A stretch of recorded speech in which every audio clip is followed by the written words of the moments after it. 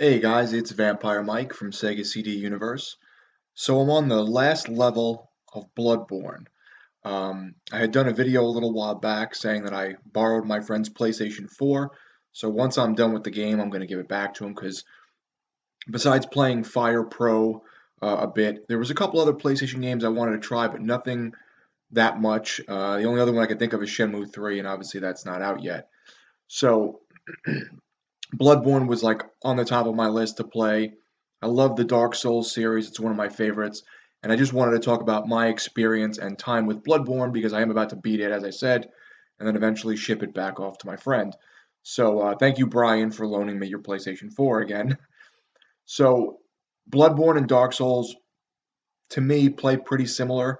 Um, One of the main differences is Bloodborne is very aggressive. You have to play aggressively and hit to get your health meter back up because when you lose health, the only way to really get it back besides using blood injections or blood vials or whatever is to hit something back and then you get a little bit of your health back with each hit. So in Dark Souls, where it's a much more defensive game where you hit, back off, go through the patterns, hit, back off, go through the patterns. Bloodborne is way more, you've got to get aggressive and get up there. You do want to back off at times, but it's definitely more of an offensive game than defensive. I did find it interesting that the character in the Artorias DLC on Dark Souls 1, um,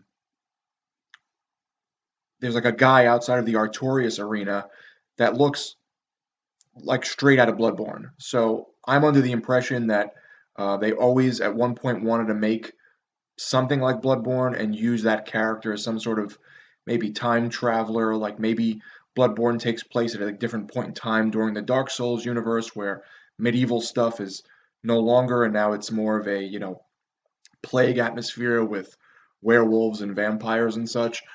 I will say I've never been a medieval fan. The only reason I love Dark Souls so much is they do so many things right, including like the character design, the gameplay, and the fun.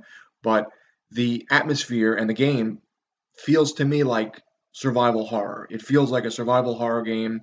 You don't know what's around every corner, but it's with a medieval aesthetic, so to speak.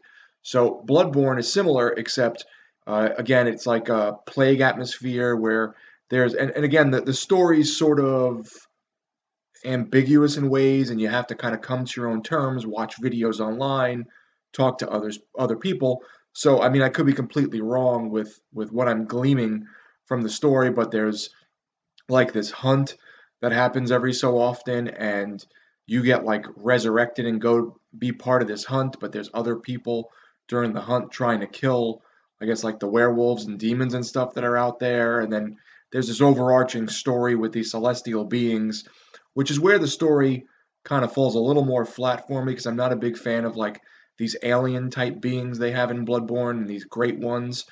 I guess they're supposed to be like old, um, alien gods that are resurrected or something. I don't know. The games have always been just sort of very like ambiguous with their storytelling, and they try to make you piece it together and make your own stuff.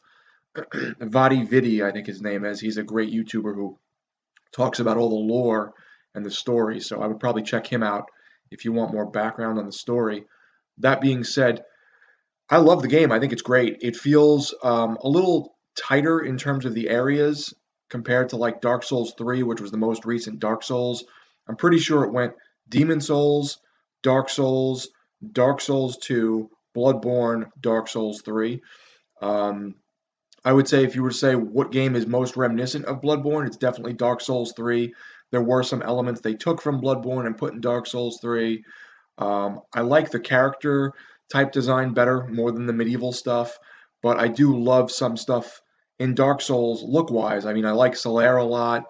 One of my two favorite character designs in Dark Souls, with the armor at least, is the Vengarl outfit from the second game, and his name is escaping me, but there's a guy in the third game who has this like sort of dragon mask that you can fight outside of a tower.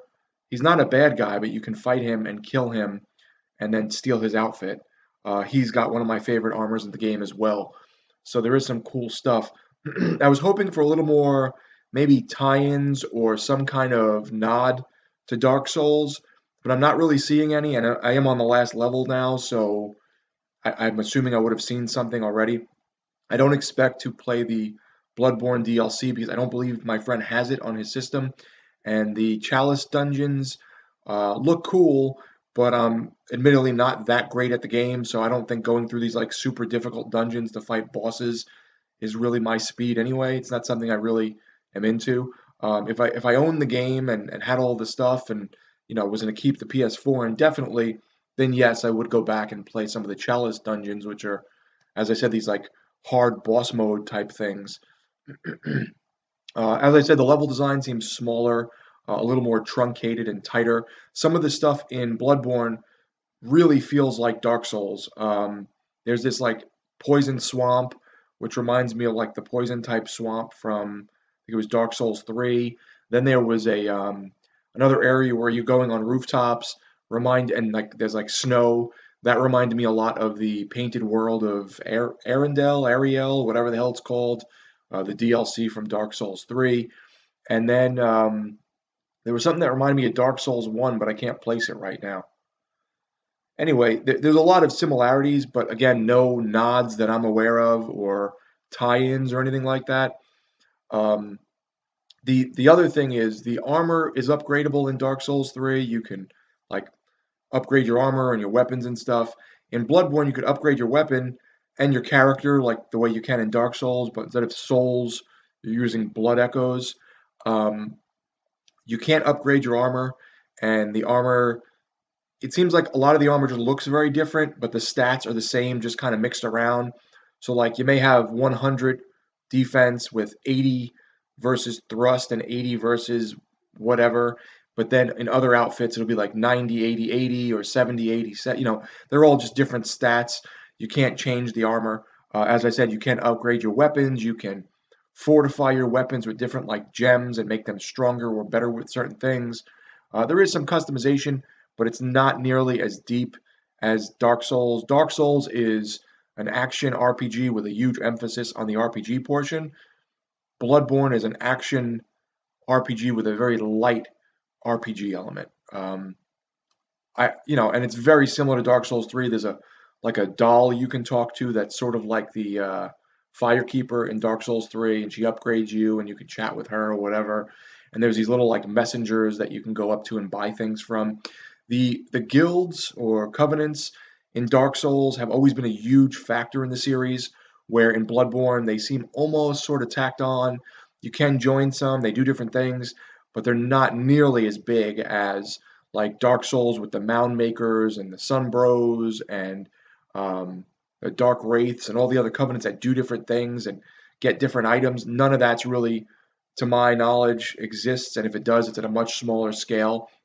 So, in terms of like an overall bigger, heavier game, Dark Souls 3 is way bigger. It feels bigger, it feels longer.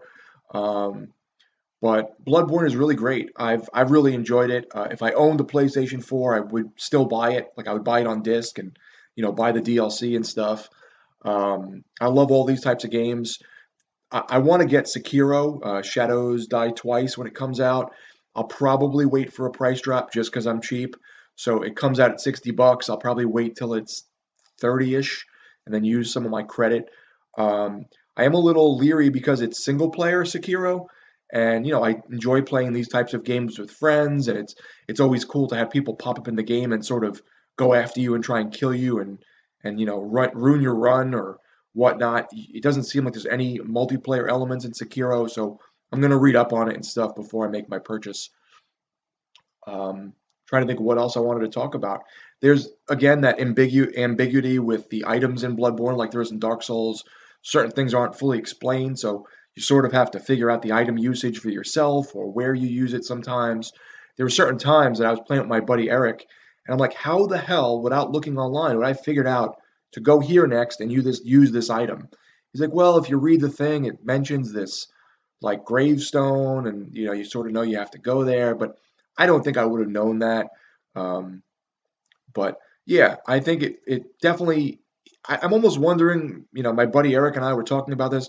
I'm almost wondering if it was like a DLC planned for Dark Souls or something they just never did, and they offshot it into a, hey, let's give this to Sony. They're going to pay us to do it, you know. So let's make this an exclusive. But it's an awesome game.